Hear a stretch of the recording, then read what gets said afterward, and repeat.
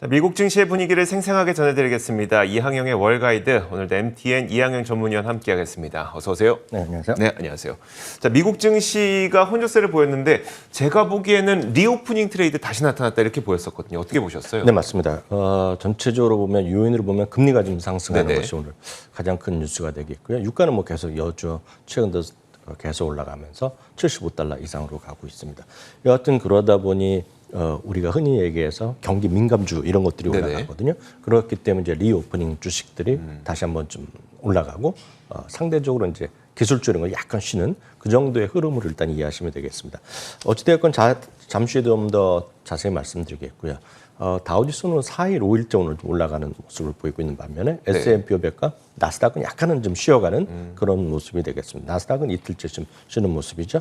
러셀 2000이 또 좀 올라가고 있습니다. 러셀 2000은 많은 분들이 이제 다 아시지만 전체 3,000개 주식으로 러셀 지수가 구성돼 있거든요. 네네. 1,000개가 이제 대형주가 되겠고요. 그 다음에 1,000등부터 3,000등까지가 러셀 2000입니다. 그래서 우리를 보면 이제 중소형주라고 얘기하고 있는데 1,000등, 1,500등 하더라도 대부분 우리나라 주식도 훨씬 큰 것들이기 때문에 그럼요. 네. 그 정도로 일단 이해하시면 되겠고요. 말씀드렸다시피 유가는 연일 올라가면서 75달러까지 상회하는 모습이 되겠습니다. 앞서 말씀드렸다시피 최근 들어서 거의 4, 5일째 시장을 반등을 주도하고 있는 것은 에너지입니다. 오늘도 3% 이상 올라갔고요. 금융주가 1% 이상 올라갔습니다. 말씀드렸다시피 10년물 금리가 지금 장중에 1.5%를 넘는 모습을 보여주는 모습이었습니다. 지난 금년 이제 에서는 가장 높은 수준까지 지금 금리가 좀 올라가는 모습이 되겠고 현재 수준은 2019년 이후 중반 이후 또 최고 수준까지 올라가는 그런 모습이 되겠습니다. 당연히 은행주가 올라갈 텐데요. 은행주는 여러 가지가 있겠지만 대표적인 은행은 뭐 JP모건이나 뱅크 오브 아메리카입니다. 뱅크 오브 아메리카가 2.66%가 올라가면서 사상 최고가입니다. 가격도 이제 상대적으로 좀 저렴하다는 거기 때문에 아마 미국에서도 개인 투자가들이 좀 쉽게 접근할 수 있는 은행주가 아닌가 싶고요. JP모건 체이스도 2.42% 올라가면서 사상 최고가였습니다. 우리나라에서 가장 익숙한 금융주 하라면 누가 뭐라도 벅세이스텝이라고 보는데요. 0.67% 올라갔지만 아직 고점까지는 아직 차이가 있습니다. 한 45% 정도 내외가 애플이 차지하고 있기 때문에 시가총액에서요. 그런 부분이 영향이 있다라고 이해하시면 되겠네요. 알겠습니다. 자, 유가가 계속 오르고 있더라고요. 네. 유가는 말씀드렸다시피 75달러 넘어섰고요. 네. 5일 연속 상승하면서 7월 이후 최고치까지 올라갔습니다. 이 고비만 넘어가면 이제 3, 4년 내 최고 수준까지 올라가는 모습입니다. 몇 가지 요인이 있겠으나 허리케인 아이다의 피해가 생각보다 상당히 컸다는 얘기를 많이 합니다. 그래서 공급망이라든가 일부 생산의 원료체 정유시설 쪽 일부 타격이 아직 복구가 안 되고 있다는 얘기를 하고 있습니다. 그러다 보니 미국의 원유 재고가 지난주에 350만 배럴을 감소했거든요. 네네. 생각보다 더 감소했기 때문에 이 부분이 시장에서 온전히 반영되고 있겠고요. 그러다 보니 몇몇 IB에서 원유의 가격의 전망을 올리고 있는데요. 특히 이제 골드만삭스는 연말에 브렌트입니다. 브렌트유는 지금 참고적으로 79달러 수준입니다. 그래서 통상 한 4, 5% 정도가 비싸거든요. 네. 그러니까 연말에 브렌트 유가 전망을 기존에 80달러에서 90달러까지 올려놨다라고 보셔야 되겠습니다. 어찌됐건 에너지 관련 유가가 올라갈 때 보면 이게 우리가 쉽게 접근할 수 있는 회사들이 아니기 때문에 대표적인 것들 위주로 보시면 되겠습니다. 엑슨모빌이나 쉐브론 같은 건 다들 익숙하실 텐데요. 네. 엑슨모빌이 오늘 3% 가까이 올라갔고요. 쉐브론도 2.4% 올라갔습니다. 그 밖에 원유를 개발하거나 채굴하거나 어떤 운반하는 그런 것들이 대부분 다 올라갔습니다. 이런 것들은 마진을 갖고 수입을 창출하기 때문에 맞겠고요. 대표적인 것들이 몇 개 있는데 그중에 하나가 다이아몬드 백 에너지인데 7.6%가 오늘 주가가 급등하는 모습이었습니다. 자, 오늘 시장에 또 뚜렷한 모습을 보였던 것은 테슬라가 아닐까 싶어요. 네, 맞습니다. 빅테크 기업들은 다소 지지부진한 상태에서도 테슬라는 좀 반등을 모색하고 있는 모습인 것 같거든요. 네, 맞습니다.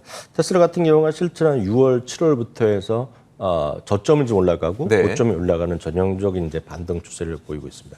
현재 가격은 정확히 보면 금년 2월 19일 이후 최고치가 되겠습니다. 네네. 그래서 그만큼 이제 주가가 올라가면서 역설적으로 보면 1년 내내 이 고점에 사셨던 분들을 테슬라 많이 갖고 계셨던 분들은 시장이 이렇게 또 올라가는데 전혀 이제 그 불만을 많이 주셨던 거죠. 그렇지만 네네. 현재 이 수준을 보면 연말 대비 보면 거의 이제 오늘 최근에서야 S&P 500 수준을 쫓아갔다는 정도 네. 이해하셔야 되겠는데요. 그럼 앞서 질문하신 그리고 왜 지금 테슬라가 올라가냐는 것인데요. 그러니까요. 큰 틀에서 보면 가장 쉽게 말씀드릴 수 있는 건 오랫동안 쉬었죠. 네, 그것이 첫 번째 이유라고 전 개인적으로 보고 있겠고. 네. 그다음에 이제 그다음에 좀 조금 더 그 디테일하게 들어가면 테슬라를 좋아하시는 분들은 아마 이미 유튜브나 이런 거 많이 보셨을 것 같습니다. 네네. 그러니까 FSD라고 하지 않습니까? 네네. Full Self Drive이라 그래서 완전 자율이 계속 이제 아직 완벽하게 허가된 건 아니고 그걸 하는 건 아니지만 손을 잡고 있어야 되지만 그에 대한 또 하나의 베타 번지이 지난 금요일에 활성화됐습니다. 네네. 그래서 누르면 이제 탈 수 있는 거거든요. 그렇죠. 그러니까 저도 안 해봤지만 어떤 건지 알거든요. 그러니까 그런 것들이 많이 있기 때문에 또 한 차례 이제 거의 다 왔다는 얘기를 많이 합니다. 이걸 네네. 좋아하는 사람들이. 네. 그것이 첫 번째 요인이 되겠고요. 두 번째는 10월 7일로 제가 알고 있는데 네. 주주총회를 합니다. 네. 이번에 주주총회는 어디서 하냐면 텍사스에서 합니다. 그러니까 텍사스 공장 있지 않습니까? 네네. 그래서 네. 많은 분들이 텍사스가 뭐 잘 된다 안 된다 그래서 독일 공장도 제대로 된다 안 된다는 얘기 무진장 많이 들으셨잖아요. 네네네. 그때까지. 근데 바로 그 텍사스에서 하는데 그러니까 내년도에요. 내년도 초에 사이버 트럭과 모델 Y가 생산을 할 거라고 이제 예상들을 하고 있거든요. 네네. 사이버 트럭이 언제 나오냐 애가 이슈가 있는데 거기서 나올 거라고 예상들을 하고 있는데 이해한 적도 있는데 네. 그에 대한 정식 발표가 있지 않을까라는 것이 되겠고 또 아시다시피 10월 달에 이제 드디어 이제 독일에서도 생산이 개시되거든요. 네. 그러면 이제 지난 2분기에 21만 대 정도 아마 제가 출시가 된 걸로 알고 있는데 네네. 이제 당연히 이제 이 3분기에는 더 이상 늘어나지 않겠지만 그래도 조금 늘어날 것으로 뭐 10,000대 정도 더 늘어나는 걸로 예상되고 있고 바로 이런 말씀드렸던 내년에 이제 그 텍사스 공장 그리고 금년 10월부터 당장 다음 달부터 독일에서 생산되면 이거 지금 모델 Y 지금 계약하시려면 보통 6개월 이상 걸리는 걸로 제가 알고 있거든요. 네네. 그러니까 그만큼 다 팔린다는 거죠. 지금 이 테슬라라는 자동차는 다 팔리고 있기 때문에 그에 대한 기대감이 분명히 있습니다. 분명히 여기도 뭐 칩 부족하다는 얘기하고 있고 네네. 그렇지만 팩트다라고 보셔야 되겠고요. 그러니까 저도 안 그래도 궁금했던 게 분명히 그 금리가 1.5%로 올라가다 보니까 기술주들은 이자 부담 때문에 하락을 했는데 이런 가운데서 테슬라는 올랐는데 그 이유가 무엇일지 보니까 네. 이런 뭐 이자 부담 당연히 있겠죠. 뭐 테슬라도 이제 그거 있으니까. 근데 그럼에도 불구하고 지금 잘 팔리고 있고 앞으로 더 잘 팔릴 것 같다는 기대감이 그런 거죠. 그리고 이제 10월 말에 이제 3분기 실적이 있는데 네네. 실적의 기대감이 다른 자동차 회사가 좀 높습니다, 지금. 왜냐하면 다른 자동차 회사는 지금 다 못 만드는 게 그렇죠. 문제가 있지 않습니까? 딱 이런 거라고 보셔야 되겠고요. 참고적으로 이런 거죠. 지금 테슬라는 만들면 팔릴 거라는 사람들이 다들 알고 있단 말이죠. 네네. 물론 재고 언젠가 쌓이겠지만 네네. 팔릴 수 있다는 거죠. 이게 똑같은 논리로 나이키가 지난주 엄청 4% 주간 단위 빠졌는데요. 네. 나이키도 지금 베트남에 공장에 문제가 있어서 그렇지 나이키가 생산이 제대로 되면 웬만한 거 다 팔릴 거 아닙니까 지금. 그렇죠. 그렇기 네. 때문에 나이키는 참고적으로 말씀드리지만 지금 갖고 있는 분들은 걱정할 필요가 없다. 네. 라는 시각도 있다는 것도 참고하시면 되겠습니다. 알겠습니다. 그럼 나머지 빅테크 기업들은 어땠을까요? 나머지 빅테크 기업들은 오늘 상대적으로 재미가 없었습니다. 네. 애플이라든가 마이크로소프트, 알파벳 모두 이래서 특히 마이크로소프트는 1.7%나 떨어졌고요. 지난주에 좀 많이 떨어졌던 페이스북만이 오늘 좀 강보합 정도를 유지할 수 있었네요. 네, 알겠습니다. 근데 아마존을 말씀 안 해주셨어요? 따로 이제 말씀해 주시려고 하나? 네, 아마존 앞선 코드에 나왔지만 네네. 모건 스탠리에서 목표 주가를 4,300에서 4,100으로 내렸습니다. 네. 이게 월가의 컨센서스는 4,153입니다. 앞서 얘기도 들으셨겠지만 이제 임금 상승에 따른 원가 압박 뭐 이런 것들이 분명히 있는 거죠. 그래서 구체적으로 보면 세전 이익 같은 경우에를 금년과 내년에 각각 16에서 19%를 줄여놨는데요. 뭐 이런 것도 있죠. 있지만 늘 말씀드리지만 지금 이커머스 시장은 작년에 워낙 고공행진했기 때문에 물론 계절적 요인도 있지만 금년 한 5, 6월부터 전체 이커머스 매출이 좀 줄어들었습니다. 지금 네. 조금씩 완만하게 하락하고 있는데 아마 10월 중순 이후 할러데이 쇼핑 시즌이 되면 다시 늘어날 개연성이 있기 때문에 조금 더 기다리시면 되겠고요. 하나 더 제가 월가우즈 할 때 잠깐 말씀드린 네네. 기억이 있는데 아마존과 쇼피파이에 대해서 궁금하신 분 많은데 아마존과 쇼피파이 순 방문자 수를 보여드리겠습니다. 네.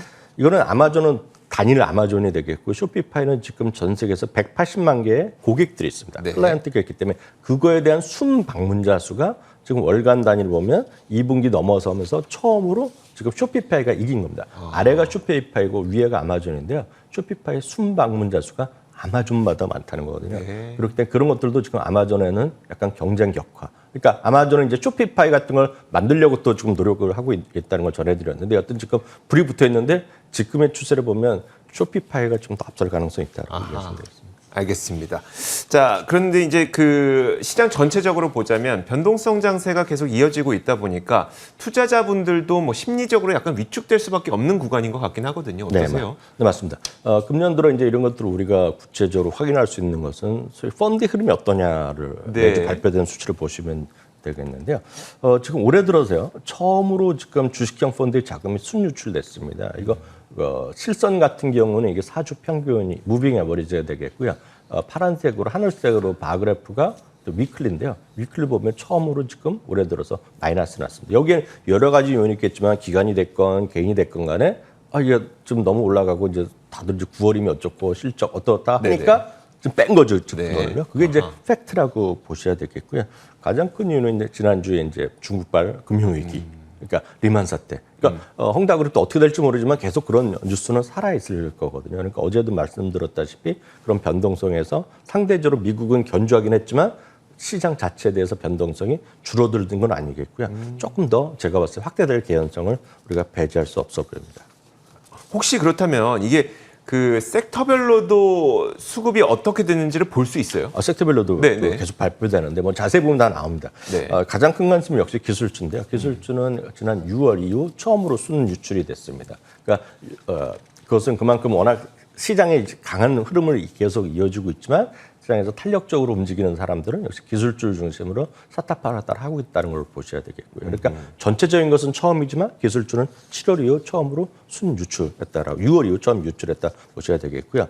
다른 섹터도 같이 좀 제가 참고적으로 말씀드리면 소재주나 헬스케어의 순유출이 가장 컸고요. 반면에 에너지나 금융 그리고 커뮤니케이션 서비스, 필수 소비재 자금이 많습니다. 이것은 한편을 보면 아래쪽에 말씀드렸던 에너지, 금융 이런 것들이 경기 민감의 성향이 짙거든요. 이런 것들로 보셔야 되겠고요. 필수 소비재나 이런 것들도 보면 약간 이제 성장 섹터랑은 반대가 있는 것들이거든요. 그러니까 이런 것들은 여전히 돈이 좀 들어오고 있다라고 일단 이해하시면 되겠습니다. 그럼 지금 뭐 어떤 투자의 포트폴리오를 좀 바꿔야 되는 거예요? 기술주보다는 뭐 가치주 쪽으로 더 가야 되는 걸까요?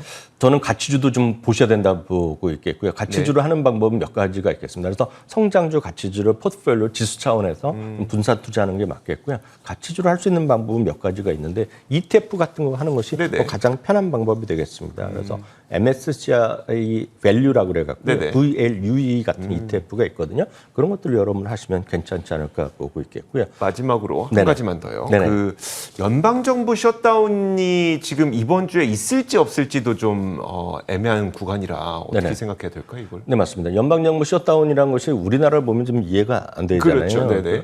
그 정부에서 쉽게 해서 연방에서 쓰는 돈을 못 줄 수 있다는 거 아닙니까? 아주 쉽게 얘기하면 이거죠. 월급을 못 주는 거거든요. 아주 쉽게 얘기하니까 보통 민간이 아니라 공무원들의 연방인데요.